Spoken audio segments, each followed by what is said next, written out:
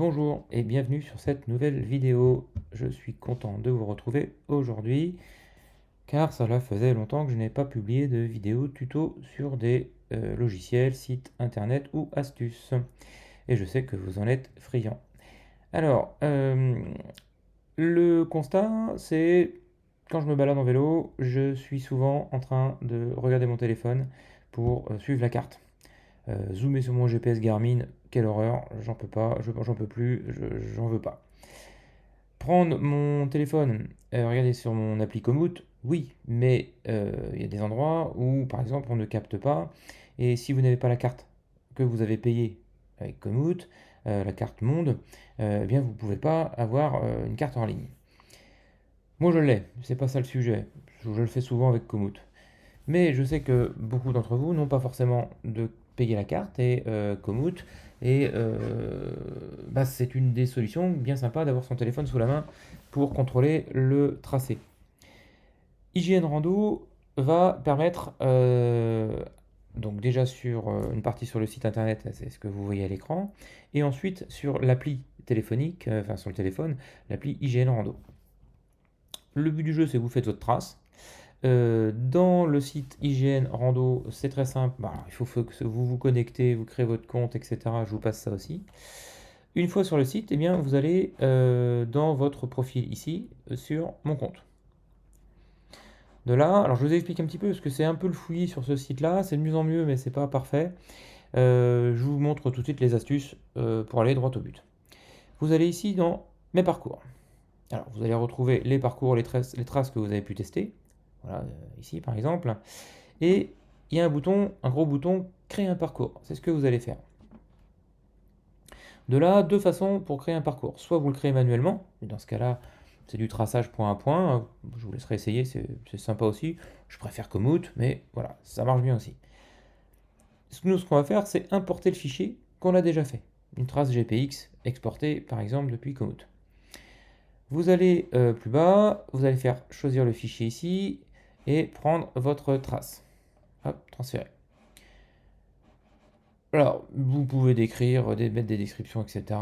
Nous, c'est juste pour de la visualisation de cartes, donc on va faire importer le fichier.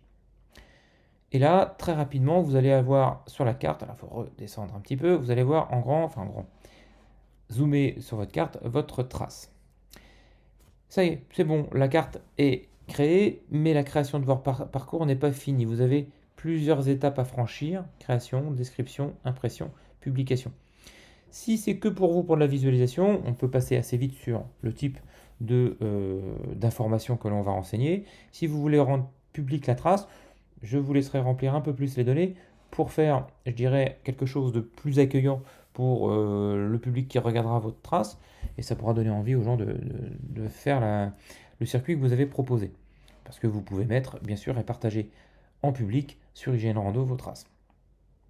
Donc en gros, on trace, on récupère les éléments avec ici les courbes de niveau, c'est sympa, hein.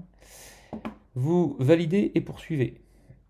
Ça vous fait avancer d'une étape qu'on n'a pas forcément vue, mais voilà, on est ici dans la description. Alors, c'est pour quelle sorte de sortie? Pédestre, non, ça commence à faire un peu beaucoup. Vélo, quel type de vélo, etc. VTT, VTC, si vous en voulez encore un peu plus, hop, vous pouvez le rajouter pour les types de vélo, le VTC, vélo de route, etc. Durée, enfin, difficulté, on va dire moyenne ou facile, enfin, on s'en fout.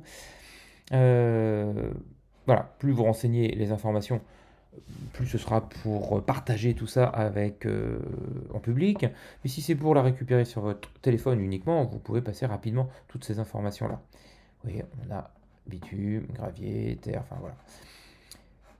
Un titre, eh bien,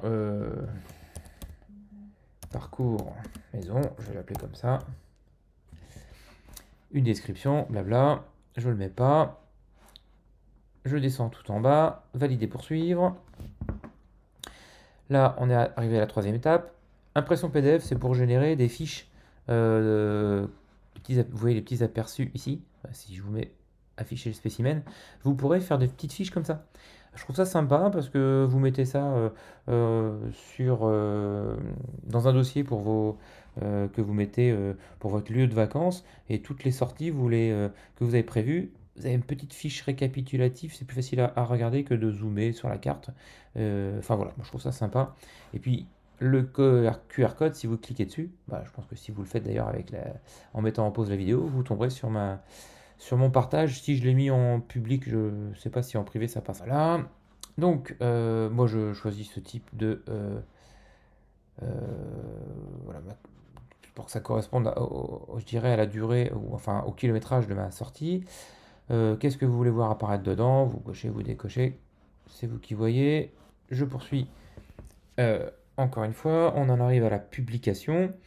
Alors, que vous vouliez mettre ça en public, ok, il faudra avoir décrit les choses un peu plus. Donc, vous n'êtes pas obligé de le mettre en public, mais si vous le voulez sur votre appli IGN Rando, sur le téléphone, le but de cette vidéo du coup, il faut absolument mettre ce premier info ici sur publier. Les autres ne sont pas nécessaires. Synchroniser avec les applications mobiles, j'ai mis oui, mais je ne crois pas que ce soit nécessaire. C'est principalement le premier. Bon, vous testerez, vous verrez bien. Je les ai laissés. Et je fais sauvegarder et terminer.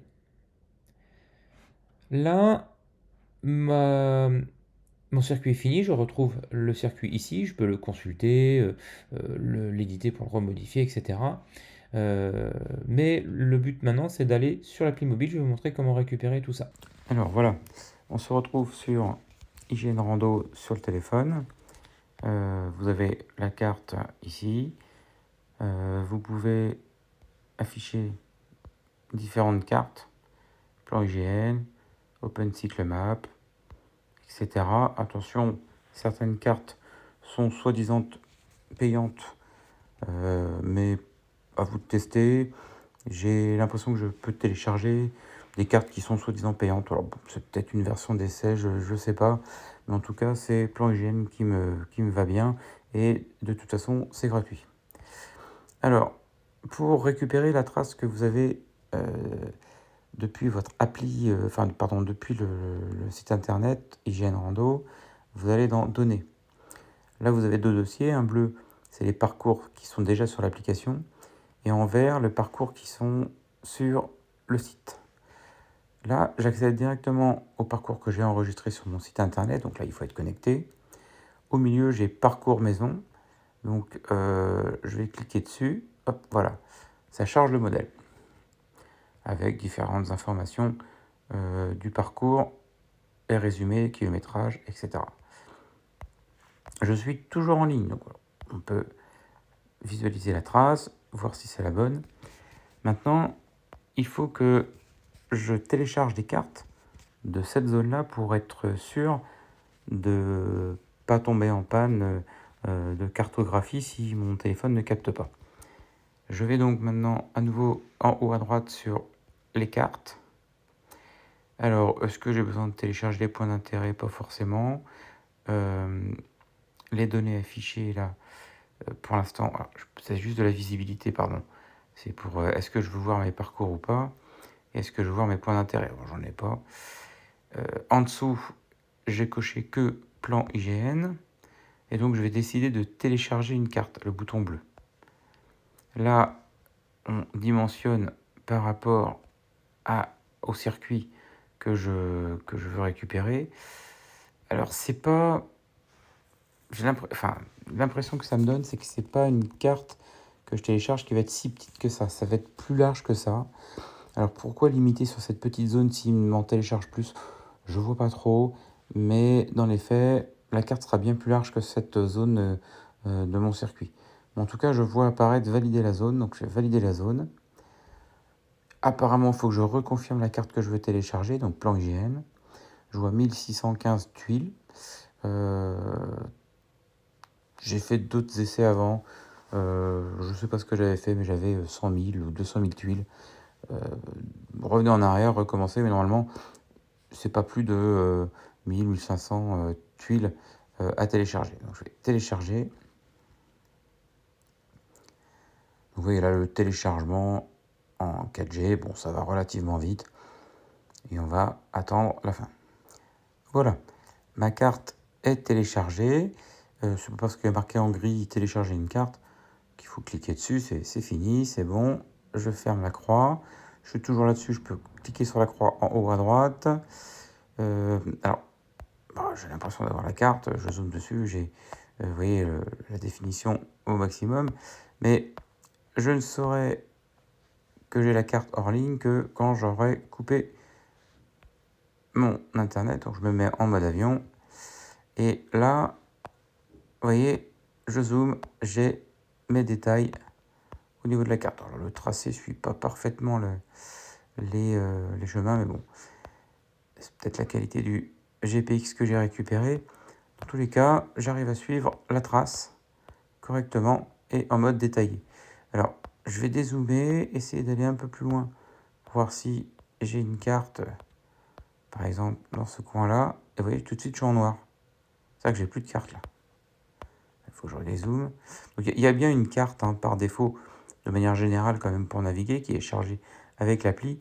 Mais dès que vous voulez du détail, eh ben, vous n'avez plus rien. D'accord? Ça prouve bien qu'ici, j'ai bien récupéré, vous voyez, tous les détails hors ligne. Donc écoutez, merci d'avoir suivi cette vidéo.